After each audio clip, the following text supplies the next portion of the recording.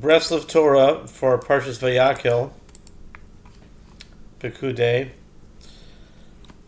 It says, every wise-hearted person among you shall come and make everything that Hashem has commanded. The tabernacle, its tent, its covering, its cover, etc.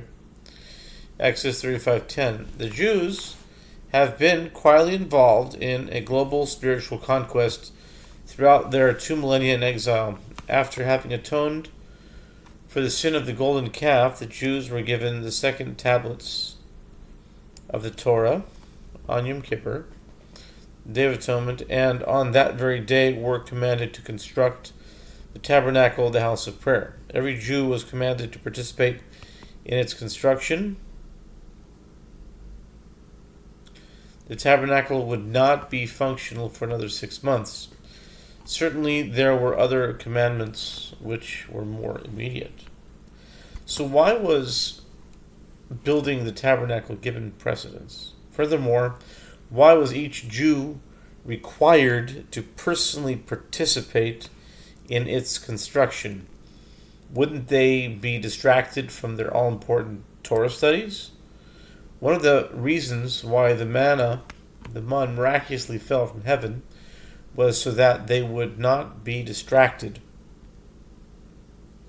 from their studies. Why couldn't the tabernacle be built supernaturally as well? In the following paragraphs, based on the teachings of Rabbi Nachman of Breslov and his student Rav Nassan, we will discuss these issues. Prayer's trip to the Holy Land.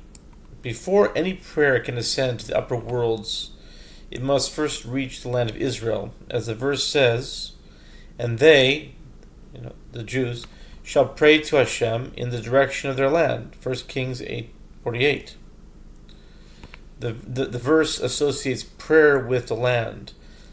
In other words, the land of Israel, and indicates that all prayers must first travel there in order to be accepted. Transitively then, the spiritual energies contained in the synagogue, the house of prayer, are associated with the spiritual energies of the land of Israel and function to propel our prayers to the land. Having access to the energies of Israel is a great privilege and a prized treasure.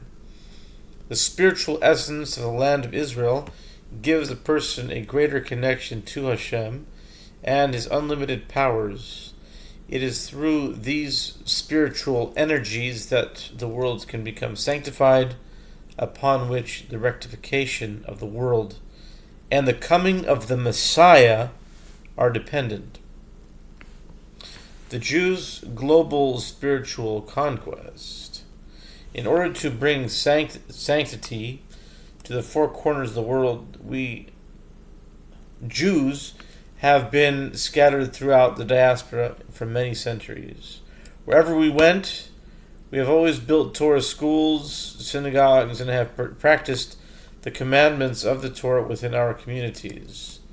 Through Torah study, personal and synagogal communal prayer, and the fulfillment of the commandments, we are able to access the awesome spiritual powers of the land of Israel, even in the diaspora. Therefore, every Jewish home, community, and institution is able to draw the spiritual energies of the land of Israel to the diaspora and thus to sanctify it. When in this way we have sanctified the entire world, the Messiah will come, and we will all return to our land. So we see that the Jews have been quietly involved in a global spiritual conquest throughout their 2 millennia in exile, through the fulfillment of the commandments, as the verse says, you shall surely observe the commandments of Hashem your God, and his decrees that he has commanded you. You shall do what is fair and good in the eyes of Hashem, so that it will be good for you, and you shall come and possess the good land of Israel and its spiritual energies that Hashem swore to your forefathers, to thrust away all your enemies worldwide from before you, as Hashem spoke. Deuteronomy 6:17 through 19.